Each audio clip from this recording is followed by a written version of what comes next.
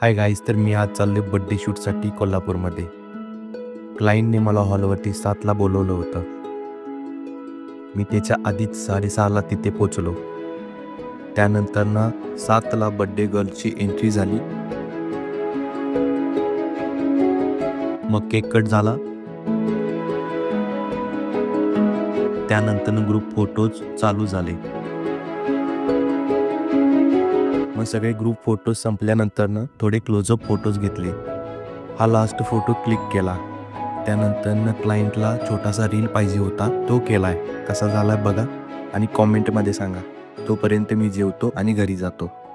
Bye.